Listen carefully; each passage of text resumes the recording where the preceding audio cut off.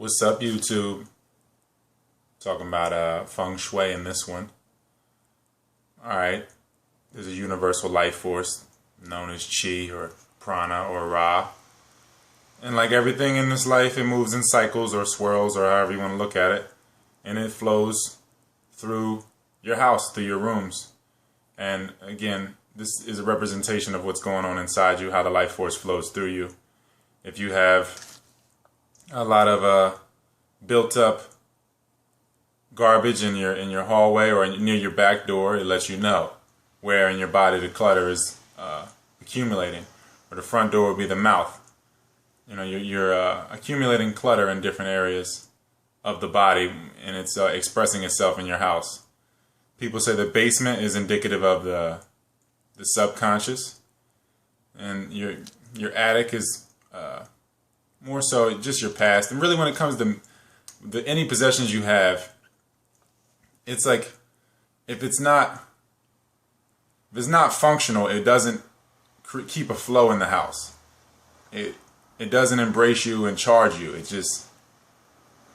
just creates stagnation. Like if you have a bunch of things behind your couch, every time you sit down, that stagnant energy is there, and it assaults you pretty much at some level.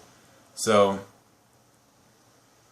I remember going to Pharaoh's house, and just seeing like this guy has no furniture in here at all. Check out pharaohshouse.com.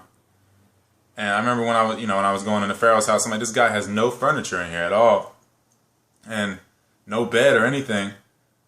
But he's a lot older than me, if you would consider older age, earth age, just not very deteriorated at all. And he's in great shape and extremely flexible. And I'm like, this guy doesn't even sleep on a bed, but sleeping on that flat surface from time to time isn't bad actually. And the flow of energy in the house is great. And you can dispel energy so much easier when it doesn't get stuck in things in your house, which is your body basically.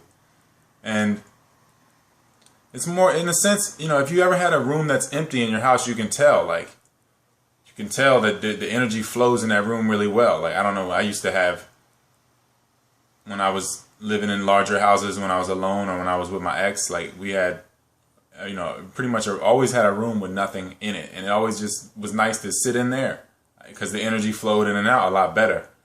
And if it's like clutter in your business area, your networking, you're blocking all your networking and all that. All that is being blocked because you're blocking that area of your life. Literally, the clutter is building and blocking that. So, same thing if it's with kids. If you have kids, you're blocking a connection with the kids with all this clutter. Everything, really. If you have a creative area, you're blocking that part of you. So the clutter is, it has to be removed. And the biggest thing is, that when it comes to the decision on how to remove it or when or why, is the functionality of the thing. If it's not functioning in your life, it's dysfunctional. So it's dysfunctional in you. So there's no point to hold on to it. You're not creating any more memories holding on to all these old memories. And if they're not complementary memories anyway, then you're just holding baggage of a person that you used to be that you want to hold on to. It's like holding someone else's baggage. So it really doesn't make sense really to hold on to things that don't function. So, and then when it comes to your kitchen area too, is that an area for nourishment or a graveyard? And for most people that eat dead things, be it flesh or starch, anything dead in general, it's a graveyard. It's not a place really for nourishment. So that energy, it resonates, and it resonates in you. So really, there's a chart for all the areas of your life in your house. Your career, family, and all these things. It's called the Pakwa or the Bakwao. It's the Pakua. Okay. So yeah, check that out if you want to look into that. And each part of the chart has a color or whatever that correlates to a part of you and part of your life and all that. So that's like a chart that could help you organize things if you need that. But honestly, the better the flow of energy, the more the flow of energy through you and in and out of you, and nothing will get stuck and stagnant in your life. And then, like I say, when it comes to this supposed thing of death, if you were to die, your awareness would basically just be pushed down that wave, that frequency that you're on, that wave of light that you're riding. So you would just seek to replace yourself. You would just basically recreate the circumstances you're in with all the same essence that you have, pretty much for the most part. And again, when it comes to Feng Shui or rearranging the furniture, you're rearranging the furniture and you're changing it, but it's staying the same. Anything that has a constant is really staying the same all the time, because you can count on it staying the same. So even though it's constantly changing, its constant is change. So in essence, it is constant or never changing. So when you rearrange furniture in your house, you're changing it but keeping it the same, and it will kick up all those old energies and things. So it's when it comes to just rearranging your life, and moving the furniture around is huge, or removing the clutter is huge. So it's all an expression of the inside. And you can't really welcome people or a partner if you don't even have a living space for yourself that's adequate for the self to flourish. So there's different ways to remove energies. You can do smudging. Plants are great.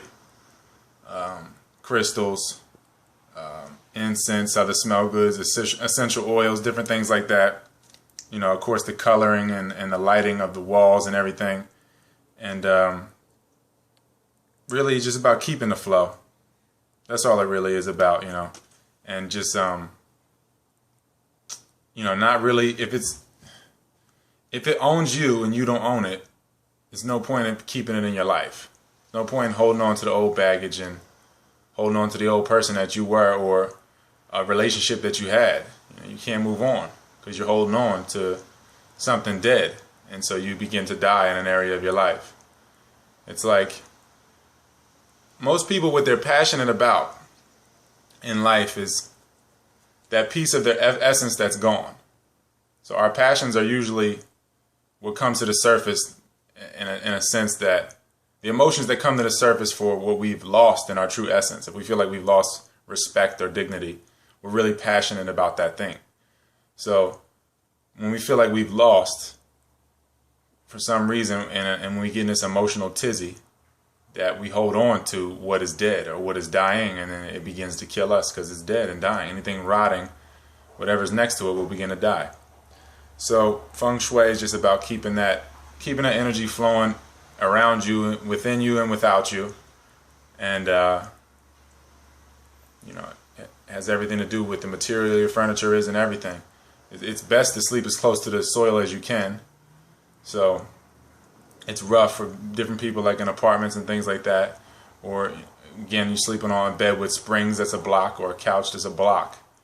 But different things can help you. Like I said, like crystals and different things. So that's a little something light for y'all. Enjoy. I'll have some more videos for y'all soon.